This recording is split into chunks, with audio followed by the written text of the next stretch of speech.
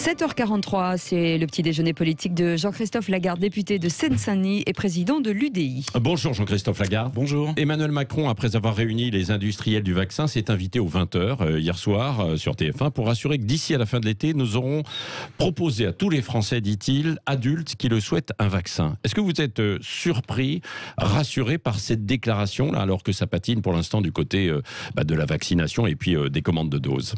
Ni surpris ni rassuré, c'est en réalité ce qui est prévu depuis le départ, mais je comprends que le président de la République veuille dire aux Français, bon, il y a des ratés de la part de l'industrie pharmaceutique, c'est pas la faute du gouvernement, c'est pas lui qui produit les vaccins. Il y a un sujet, à mon avis, européen quand même, mais c'était prévu qu'on ait le nombre de doses nécessaires. Oui, c'était prévu, mais là, on a vu que ça patinait. Et... C'est pour ça que je vous dis, et d'ailleurs l'industrie pharmaceutique l'a dit il y a, je me semble, 3 semaines, qu'ils allaient avoir un creux, notamment Pfizer, qu'ils allaient avoir un creux au mois de février, et puis que ça allait remonter à partir de fin février, début mars, parce qu'ils changent leur ligne de production pour augmenter. Je parle de Pfizer et de Moderna, je ne parle pas d'AstraZeneca, où le problème central me semble être en réalité que cette société a signé des contrats avec l'Union européenne, a signé des contrats avec la Grande-Bretagne. Ils ont 4 usines en Europe, dont 2 en Grande-Bretagne, et ils ont dit que toutes ces usines pourraient livrer l'Europe. Sauf que quand ils ont signé avec la Grande-Bretagne, ils ont dit que les 2 usines en Grande-Bretagne ne livreraient que la Grande-Bretagne. Du coup, le gouvernement britannique de M. Johnson est en train de lui mettre la pression, et ils ont dit on livrera pas l'Europe. Il faut que l'Europe, elle tape plus sérieusement du poing sur la table, parce qu'AstraZeneca, ils ne vendent pas que des vaccins, ils vendent d'autres choses. Et s'il veut se priver d'un marché de 450 millions d'Européens, en tout cas si moi j'étais à la place de la présidente de la Commission, je lui dirais si vous voulez vous priver de notre marché sur l'ensemble, continuez comme ça. Autre chose quand même dans la déclaration d'Emmanuel Macron hier, il veut mobiliser 4 sites de production pharmaceutique en France. Oui, là c'est pour de la, pardon de l'expression, c'est pour de la mise en bouteille, de la mise en flacon. Moi je pense qu'on aurait dû anticiper quand même les choses, et qu'on aurait dû se proposer d'acheter des licences, c'est-à-dire la capacité de produire nous-mêmes des vaccins. En tout cas, à partir du moment où Sanofi a annoncé, mais il y a plusieurs mois, que ses premiers essais n'étaient pas convaincants, et ça arrive dans la recherche d'échouer, eh bien, on aurait dû se dire que la capacité de production de Sanofi devait être mobilisée à travers des licences, puisque Sanofi avait dit on ne sera pas prêt avant la fin 2021. Donc, par définition, ils étaient plus utiles, entre guillemets, sur la première vague de vaccination nécessaire. Et ça, je trouve regrettable que finalement, on n'ait pas négocié des licences avec ceux qui avaient les vaccins. On voit la difficulté de Pfizer, on voit la difficulté de Moderna, qui eux étaient déjà opérationnels, vendus à d'autres pays pour les produire nous-mêmes. La mise en flacon, on va gagner un peu de temps, mais pas autant que ça. Quand même, il faut cette déclaration d'Emmanuel Macron qui s'invite aux 20h pour rassurer un tout petit peu. Ça veut dire qu'il y a un problème de certains ministres qui ne sont pas bien entendus, bien compris. Est-ce qu'il ne faudrait pas renforcer, on l'évoque de temps en temps, mais le ministère de la Santé, à Bercy, ils sont je ne sais pas combien de ministres. Là, on a une guerre sanitaire et on a un ministère de la Santé où il n'y a personne, secrétaire d'État à la logistique, aux affaires sociales par exemple, ou c'est une mauvaise idée? Je ne suis pas sûr que de rajouter les ministres, ça solutionne un problème. Non, mais un seul ministre ne peut pas tout faire. Oui, enfin, il faut surtout que ce gouvernement maîtrise son administration. Moi, j'ai eu le sentiment, sur les ratés des débuts de la vaccination, et là, je ne parle pas du manque de vaccins, du fait qu'on soit parti 15 jours ou 3 semaines en retard par rapport à tout le monde, j'ai eu le sentiment qu'en réalité, ils n'avaient pas maîtrisé leur administration. Quand vous avez 70 pages d'instructions pour pouvoir dire comment vacciner quelqu'un dans les EHPAD, ça pose un problème. D'ailleurs, ce problème, il vient de quelque chose que personne n'aborde, c'est la trouille qu'ont aujourd'hui les responsables administratifs et les responsables politiques des procédures judiciaires. Et je veux dire que ces procédures judiciaires, elles sont absurdes en cours d'épidémie, parce qu'elles paralysent la capacité d'action. Vous savez, ces 70 pages de conseils ou d'instructions pour les EHPAD, dont le ministre a dit qu'elles n'existaient pas. Bien sûr qu'elles existaient, tout le monde les a vues, tout le monde les a reçues. C'est d'abord le bas de l'administration qui se protège parce qu'il ne veut pas être accusé d'avoir vacciné à tort ou de ne pas avoir pris les précautions, puis le haut de l'administration qui en rajoute une couche, puis le ministre qui en rajoute une couche, et quand tout le monde a la trouille, plus personne n'agit. Il n'y a qu'en France que ça se produit. Je le dis clairement parce que moi je considère qu'il est absurde de vouloir poursuivre des gens sur un phénomène qu'on ne connaît pas. Vous avez vu que M. Véran, au deuxième confinement, il était perquisitionné chez lui le matin. Enfin, il y a 1 an, on n'avait aucune donnée scientifique sur cette maladie. Souvenez-vous qu'on nous disait que, comment dirais-je, ça contaminait les enfants, alors qu'à l'époque, ce n'était pas le cas. Ce sont les variants qui, aujourd'hui, contaminent les enfants.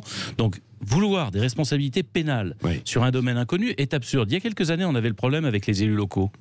qu'est-ce qu'on a fait ? On a fait en sorte que quand un élu local sait qu'il y a un danger et qu'il n'y remédie pas, il est pénalement condamnable. Quand il ignore le danger, vous ne pouvez pas le poursuivre. Vous ne pouvez pas poursuivre des gens, fût-ce des ministres ou des hauts responsables administratifs, sur des dangers qu'ils ne connaissent pas. Oui. Est-ce que la stratégie de vaccination doit être repensée là aujourd'hui, avec le fait, par exemple, qu'AstraZeneca ne serait pas efficace pour les plus de 65 ans? Alors vous avez proposé, vous, que ce soit injecté aux étudiants. Ça a été plus ou moins rejeté par Jean Castex. Vous savez, ce gouvernement rejette souvent a priori une idée qui n'est pas la sienne pour finir par l'adopter un peu plus tard. Moi, je les invite à réfléchir. Oui. Qu'est-ce qui se passe ? On a deux vaccins qui sont efficaces à 94 et 95%, Pfizer et Moderna. Ceux-là, on les donne à nos anciens parce que ce sont les plus fragiles, ce sont qu'il faut le plus protéger. Il y a un vaccin AstraZeneca qui, pour les moins de 65 ans, est efficace à 70%. D'abord, qui d'entre nous a envie que ses parents ou ses grands-parents soient protégés à 70% alors qu'ils sont les plus fragiles, plutôt que 94 ou 95%? Je pose la question. Évidemment que tout le monde souhaite les autres. Alors ça met un peu plus de temps, mais c'est plus protecteur. Et on voit que d'autres pays, l'Allemagne, la Pologne, d'autres, sont en train de dire on ne va pas les utiliser au moins de 65 ans. Nous-mêmes, on dit attention, pour l'instant, on n'a pas les données. Pas parce qu'ils seraient plus dangereux. Oui. Tout simplement parce que ils peuvent être moins efficaces encore que les 70%. C'est-à-dire finalement de donner l'illusion de la protection. Je propose, puisque on ne peut pas les utiliser sur les plus de 65 ans, nous proposons qu'on l'utilise prioritairement sur le deuxième drame sanitaire qui est en train de se dérouler, c'est-à-dire sur nos étudiants. Il y a 2 800 000 étudiants qui, pour la grande majorité d'entre eux, n'ont pas vu un professeur, une salle de classe, un autre étudiant depuis 10 mois. On a des études montrant que 40% sont en dépression, enfermés dans des chambres étudiantes, parfois à 300-400 km de chez eux, sans voir personne. Il y a un décrochage massif, il y a des tentatives de suicide. Je dis que vacciner nos jeunes, pendant qu'on protège par ailleurs les anciens avec le Pfizer et le Moderna, vacciner nos jeunes pour leur permettre de retrouver espoir, cours, une vie sociale plus normale est une urgence. Bon, et donc ça, vous pensez que cette proposition peut revenir? Vous voyez, je vois que par exemple en Allemagne, ils sont en train d'y réfléchir. Le gouvernement français a souvent un temps de retard. Je l'invite à essayer de prendre un temps d'avance. On vous invitera dans 15 jours, 3 semaines. Peut-être que votre décision reviendra sur la table. S'ils le font, vous n'avez même pas besoin de m'inviter. Je serais ravi qu'ils prennent une bonne décision. Oui. Est-ce qu'il y a suffisamment de transparence? On l'évoquait tout à l'heure avec un auditeur. À l'Assemblée nationale, il y a eu une mission. Est-ce qu'aujourd'hui, les débats, vous êtes tenus suffisamment au courant des choses? Non, c'est un des problèmes de la crédibilité. Après nous avoir menti sur les masques, nous expliquer qu'ils n'étaient pas nécessaires, etc. Il y a un manque de transparence aujourd'hui sur ce qui se passe. La mission d'information de l'Assemblée nationale a été clôturée par la majorité sans aucune espèce de raison. Mais c'était 6 mois. Pas du tout. Au mois de décembre, quand le rapport de M. Ciotti a été rendu, j'étais présent. Ils ont dit qu'on allait continuer à travailler. Par exemple, on pouvait travailler sur la vaccination, on pouvait travailler sur ces gens qui ont eu le Covid mais qui continuent à avoir des suites, etc. La mission du Sénat continue. Elle, c'est quand même un paradoxe que les élus du peuple, par la volonté d'En Marche, n'aient plus de mission d'information alors que le Sénat en a lui-même et qu'ils sont élus indirectement. Mais je vais plus loin. Vous avez, un certain nombre de questions qui se posent et qui devraient être l'objet de débats réguliers. Hier soir à l'Assemblée nationale, pour la prolongation de l'état d'urgence, c'est-à-dire de la capacité à mettre en œuvre, par exemple, un confinement, ils ont refusé que s'il y a un confinement, on ait un débat tous les mois sur les modalités du confinement. Mais enfin, pourquoi se cacher? Et dernier point, le Conseil de défense, nom d'un chien. Le Conseil de défense, aujourd'hui, est réuni le même jour que le Conseil des ministres. Le Conseil des ministres, c'est quelque chose d'officiel qui donne lieu à un ordre du jour, un compte-rendu, on sait ce qui s'est passé. Le Conseil de défense, personne ne sait ce qui s'y passe, alors même que... C'est secret défense un peu, quoi, c'est pour ça? Ça n'a rien d'un secret de défense de savoir comment on doit vacciner les Français, enfin, nom d'un chien. Il y a peut-être eu une utilité à cet outil au début parce qu'il fallait qu'ils fassent des réunions rapidement moins formelles que le Conseil des ministres. Mais maintenant, il y avait un Conseil de défense samedi. Ils ont décidé de ne pas confiner, on ne sait pas en fonction de quels critères. Il y a un nouveau Conseil de défense aujourd'hui, le jour même du Conseil des ministres. On ne sait pas ce qui s'y décidera, ce qui s'y discutera. On ne sait pas quelles sont les données. D'ailleurs, ça ne permet pas, par exemple, de connaître les données réelles de l'évolution des variants.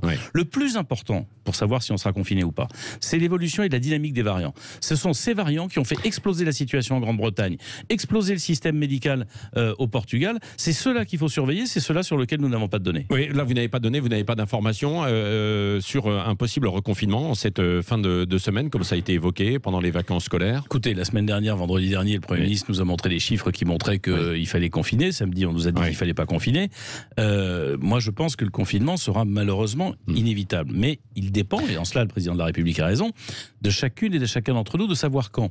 Plus il est tard, plus il vient tard, parce qu'on a vu ce qui s'est passé. Tous les autres pays actuellement autour de nous sont confinés en dehors de l'Espagne. Et l'Espagne fait ce sacrifice pour des raisons purement économiques. Mais elle sait qu'elle sacrifie des vies humaines. C'est un choix lourd. Est-ce qu'on le fait ? On fait le même en France. Pour revenir à ça, plus on arrivera par nos gestes, par nos comportements individuels, à confiner tard, moins on perdra économiquement, mais surtout on arrivera plus vers les beaux jours, on aura vacciné plus de monde, on aura moins de morts. Ça dépend de chacune et chacun d'entre nous. Après, expliquer qu'on pourra y échapper, j'ai des doutes pour une raison simple. C'est que la difficulté avec les nouveaux variants, c'est qu'ils contaminent nos enfants, ils les rendent pas malades, mais ils sont contaminables et contaminants. C'est difficile de penser que le virus ne circule pas à l'école. Je m'interroge d'ailleurs de pourquoi on ne teste pas plus dans les écoles pour surveiller. C'est ça qui a fait exploser la situation dans les autres pays. Un peu en Ile-de-France. Un peu ces derniers jours, parce qu'il y a 3 semaines, j'entendais M. Véran dire qu'il était capable de faire 1 million de tests dans les écoles, je crois, par semaine. Vous avez vu Blanquer qui va faire du sport, cette activité, là, 1 demi-heure à l'école, c'est du gadget, hein? Je pense que la communication nuit parfois à l'action politique. Bon, un mot maintenant aussi sur le débat à l'Assemblée nationale sur les principes républicains, hein, loi séparatisme, etc. Certains disent que finalement tout n'est pas suffisamment sur la table parmi les dossiers. Alors il y a le séparatisme, est-ce que ça va suffisamment loin ou pas, vous allez nous le dire. Et puis il y a aussi l'immigration. Hier on nous a répondu que non. Il y a aussi la délinquance dans certains quartiers. Est-ce que selon vous on aborde de tout dans cette fois. Il faut pas tout amalgamer. La délinquance n'a rien à voir là-dessus. On aurait sans doute besoin d'une loi. Non, mais il y a la guerre des bandes, par exemple. D'accord, mais ce ne sont pas les principes républicains. C'est pas ça le sujet. En réalité, il y a un discours des Mureaux du président de la République, c'est au Mureaux, où il dit des choses très justes, à la fois sur le constat et sur ce qu'on doit combattre. Le constat, c'est les échecs de la République française ont nourri un terreau qui font un écosystème favorable à un discours islamiste, qui est un système totalitaire, qui dévoie la religion musulmane pour en faire une arme politique et un projet totalitaire, je le disais. C'est ce terreau qu'il faut combattre. Mais ce terreau, vous ne le combattez pas uniquement en allant taper la haine en ligne, et il faut le faire, en allant imposer la laïcité à des associations, à des services publics, à des délégués de services publics, et il faut le faire. Donc ce qu'il y a dans le texte de loi, de ce point de vue-là, convient. En revanche, ce terreau n'est pas attaqué à sa racine sur la capacité de réussite éducative, d'inclusion sociale, de lutte contre les discriminations. Parce que quand vous avez des discriminations, c'est facile ensuite que salopard vienne raconter à telle ou telle personne, tu vois bien qu'on ne veut pas de toi dans cette société, qu'il faut combattre cette société. L'intégration, quoi. Il faut aussi, c'est-à-dire le projet de loi, il est unijambiste. Il regarde un côté, il regarde pas l'autre, alors que le discours du président de la République, il avait les deux jambes. Et il y a une jambe qui s'est perdue entre-temps. Bon, et donc la guerre des bandes, tout ça, parce que là, c'est je veux vous dire une chose que personne ne regarde, ce qui me choque énormément. Comment dire ? Dans ce texte de loi, nous n'avons pas pu présenter les amendements. Il y a eu une interprétation folle de notre règlement, mais enfin passons. Et notamment en lien avec le respect des valeurs républicaines. Il s'est produit ces derniers mois quelque chose dans notre pays qui ne s'est jamais produit depuis la Seconde Guerre mondiale, à Dessine et à Dijon. À Dijon, des Tchétchènes sont venus faire une ratonnade. Ils voulaient se payer de l'arabe. À Dijon, ce sont des Turcs qui voulaient se faire des Arméniens. J'appelais ça une arméniade. C'est la première fois depuis la Seconde Guerre mondiale que nous avons des groupes ethniques, qui en groupe viennent s'en prendre à un autre groupe ethnique.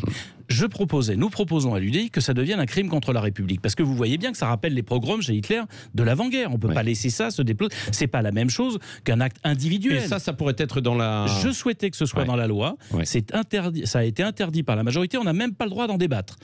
Vous vous rendez compte quand même qu'il faudrait un peu réveiller, parce qu'à Dijon, lorsqu'il y a eu à Dessine, lorsqu'il y a eu les jeunes Turcs, comme ils appelaient ça, qui ont essayé de se faire des Arméniens.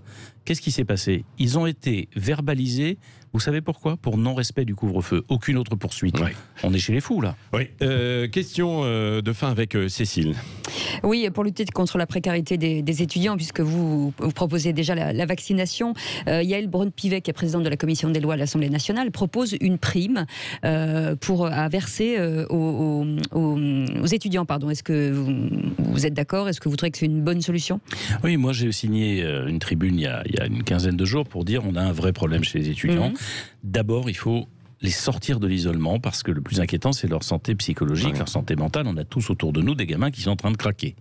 et pas de craquer parce qu'ils peuvent pas sortir en boîte de nuit, de craquer parce qu'ils sont complètement isolés, laissés à l'abandon, en train de décrocher. Ça, c'est la première chose. Puis ils décrochent aussi pour beaucoup d'entre eux socialement. Bien sûr. Parce qu'ils vivent souvent de petits boulots, de petits trucs, et ces petits boulots, ils ont disparu. Donc je pense qu'effectivement, et c'est pas là une question de boursier, pas boursier, parce qu'on saura pas faire le tri entre celui dont les parents ont de l'argent, mais qui en réalité doit assumer ses études tout seul, etc. J'avais demandé à ce que ce soit par exemple des bons alimentaires, ça peut être une forme de prime, mais il y a besoin de faire une prime qui ne soit pas de communication. Là, on a des gamins qui sont dans la mouise financièrement et décrochés mentalement. On a besoin de les secourir. D'ailleurs, quand on y pense, ce sont eux qui vont payer les milliards d'euros de dettes que nous sommes en train de faire pour sauver des milliers de vies. On peut au moins leur tendre la main financièrement et sanitairement. Ça me paraît l'urgence. Merci Jean-Christophe Lagarde, président de l'UDI et député de Seine-Saint-Denis, qui était l'invité ce matin de Sud Radio. Et on se retrouve dans un instant pour le